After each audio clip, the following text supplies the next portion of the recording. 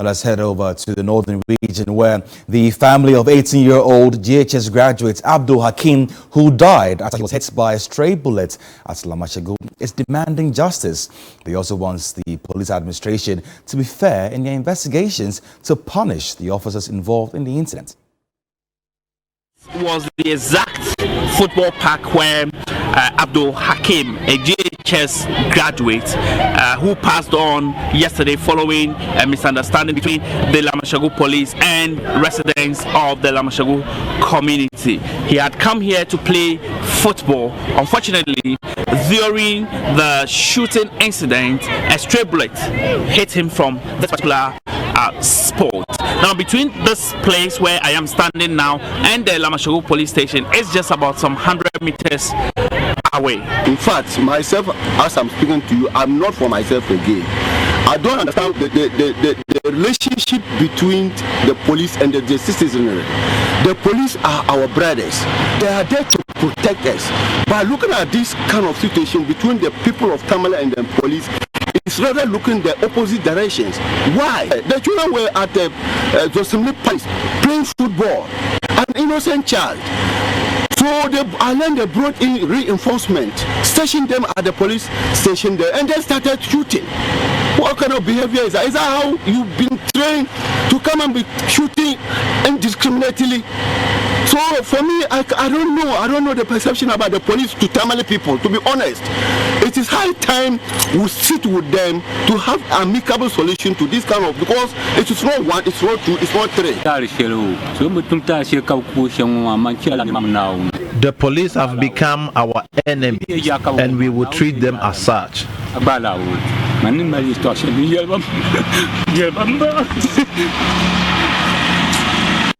Commander General la police massage ma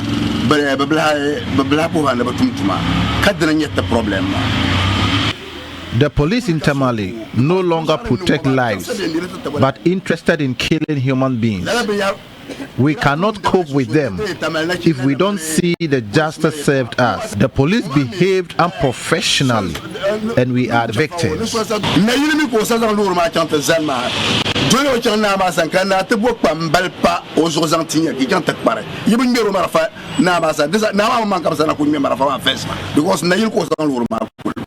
Meanwhile, the three other victims who sustained various degrees of gunshot wounds are receiving treatment at the Tamale Teaching Hospital.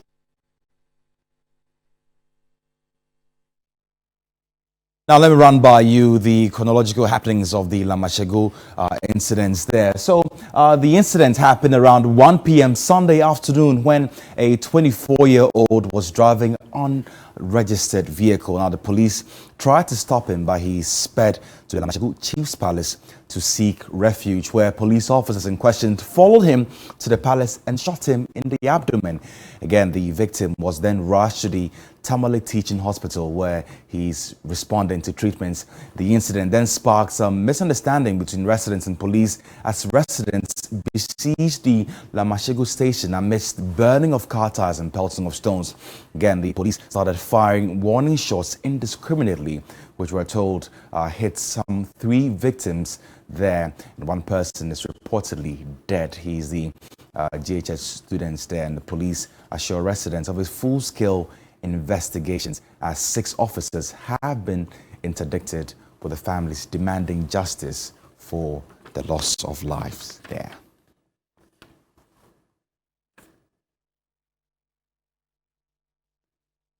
Let's go on Zoom and speak with Dr. Adam Bonat, security analyst and the CEO of Security Warehouse Limited. Adam Bonat, thanks for your time as always. First of all, your general assessment of how the police handled themselves in this incident. Well, good afternoon to your viewers. It's unfortunate. I think, by and large, the police could have handled this situation a bit better than they did. And we have had, some incidents like this in the past. So one would have thought that they would have improved upon their performance, level of professionalism as the years were on. But unfortunately, if you look at this incident in Tamale, it speaks to police professionalism and the way to handle, crowd. And the way, because then you have the anti-riot units, with the, call them all the accoutrements you would need to disperse a crowd and not live bullets. And so how do you shoot into young people who are pelting stones? How do you shoot live bullets, lethal bullets into them? I think it's despicable, and it's good 6 of them have been interdicted. A full-scale investigations should take place. Okay, now, this sort of Rambo-style type of policing, do you think that we have issues in the training of these police personnel themselves? What should be done at the basic root of the police training to ensure that these incidences won't happen? Because we did see that during the election, we saw some, forms of Rambo-style policing here and there. Yes, the Institute of Security Safety Policy Research, we are actually conducting the, police performance index, an assessment of how police officers see themselves. And one of the questions that we asked in the survey document has to do with training, whether they are satisfied with the training they receive and have received. And most of them have answered to the negative. So it tells you that among themselves, they have accepted the fact that they need training. So it is up to, their leaders to ensure that training and retraining is just not training and retraining. Because and in the past, before 2021, most of these officers who went for training spent just a little above 3 months for training.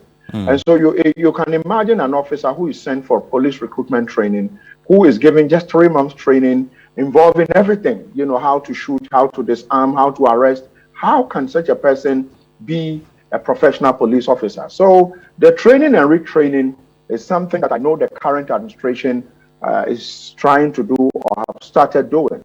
We want to see how fast they can do this, because then some of them, the way they are trained, if you train police officers to behave like soldiers, then you deploy them, they will behave like soldiers. They mimic soldiers.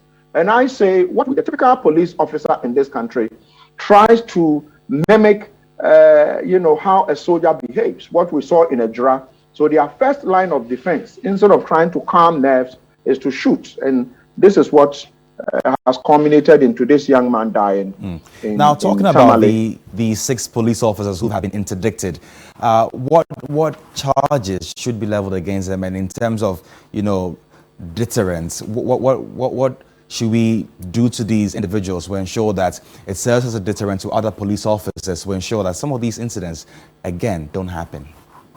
Well, it's difficult for me to prescribe charges, but I do believe that obviously the police have their own internal, regulations. And so obviously the first line is to interdict them.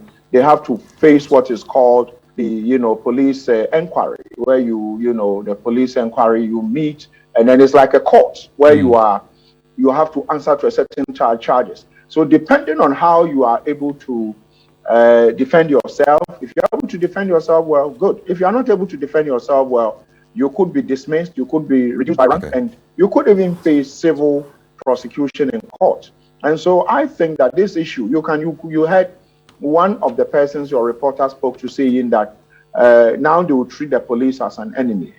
These are regrettable. I was going to get to that. How do we restore that confidence back into the police service? Because they are saying that the police is killing them. How do we sort of restore that faith in the police service in that particular area?